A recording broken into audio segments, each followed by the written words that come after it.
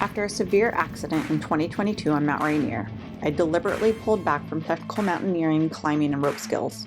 But I'm driving through crazy storms from New Mexico to Buena Vista, Colorado to meet up with Kirk, an amazing friend and climber who's going to help me continue to work through my post-traumatic stress and get back on the rock and safely relearn some of the technical skills I've not been using. I tied it, then I untied it. I know. I'm gonna let Krista do this. I'm Kristen, and this is Unstoppable Outside. Good morning. I'm coming here from Buena Vista, Colorado. This whole valley is one of my favorite places in the state. Salida, where I used to live, is down south. Leadville, where I also used to go and explore and do the fight 14ers, is another hour north. And just a beautiful stretch. Today I'm meeting up with a friend and we are going to go rock climbing here at Turtle Rock and Bob's Rock and get outside. So join me for the adventure.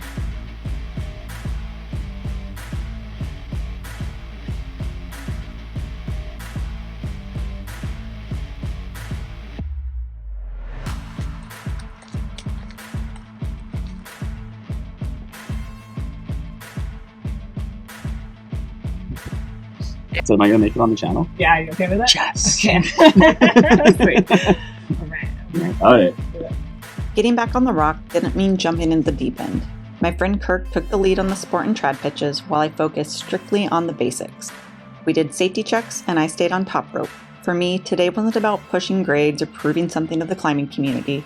It was about muscle memory, relearning how to clean an anchor, managing the rope, and proving to my own brain that I could be in a technical space without being in danger or risking my climbing partner's life if I can't rescue them. It's a strange feeling when your body remembers the skill, but your mind is still processing the old fear.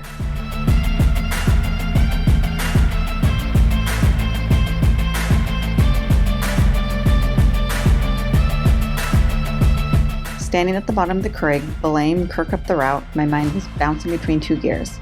Part of me was entirely locked into the safety check, the old mountaineering habits kicking back in, but the other part of me was already looking at the ridges surrounding the valley. That's the beauty of having the rig packed and ready to go. It means after an emotionally heavy morning confronting old fears on the rock, I don't have to pack up and head to a hotel or rush home. I can just shift gears, drive higher into the dirt roads, and find a quiet place to decompress and prepare for tomorrow's trail miles. It is super busy in Buena Vista, Colorado. So I'm going up Forest Road 375, way higher than I ever have, to see if I can find a spot. My usual spots are pretty crowded. Worst case, I'll go back down to Tunnel View and sleep kind of in a non-designated campsite, but it's kind of pretty up here, so figured I'd check it out.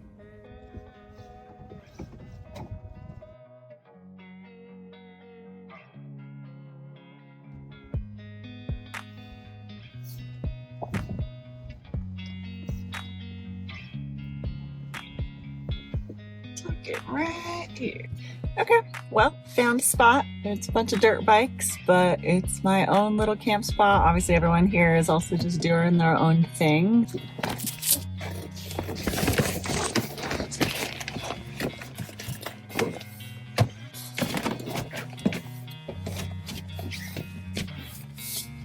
All right, set up in the truck. I can actually see, you can just barely see like a little glimmer out there. That is the moon rising. And yeah, set up for the night. Got a little bit of signal so I can work on some stuff and get a good night's sleep because I am just zonked from all that sun and just the emotional stress of climbing again. It's really taxing mentally. Physically, I could go do a run, which is what I'm going to do in the morning. Good morning. It's time to slow down a little bit, enjoy my coffee, and then I'll go for a trail run.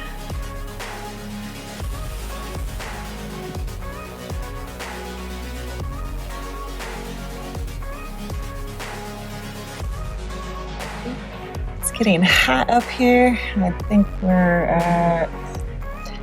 I'm at like 7,000 or 8,000 feet of elevation. I'll have to check my watch up here. But yeah, that sun is already hot and it's not even 9 a.m. So we need to hustle up and get our trail running before it gets even hotter. But it's actually the calmest it's been in a minute. It was pretty breezy yesterday up on the rock, so no wind today. I can feel that difference. So I'm gonna get packed up and we'll head out of here.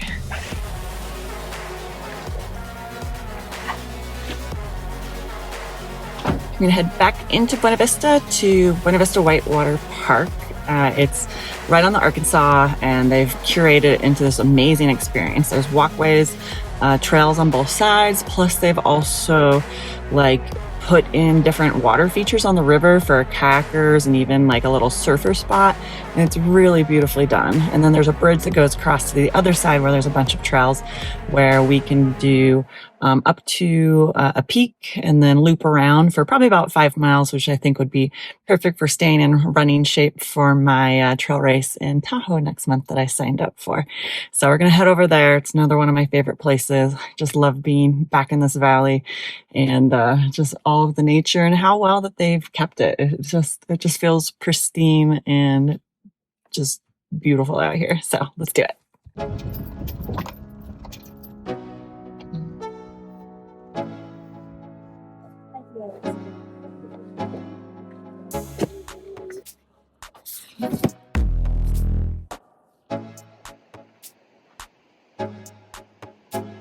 All right, we're starting around 8,000 feet, so I don't expect this to be fast, but just gonna enjoy myself and get some more miles under my feet and stay in running shape.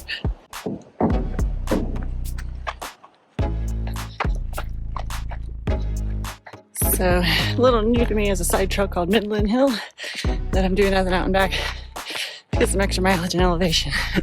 Can feel it.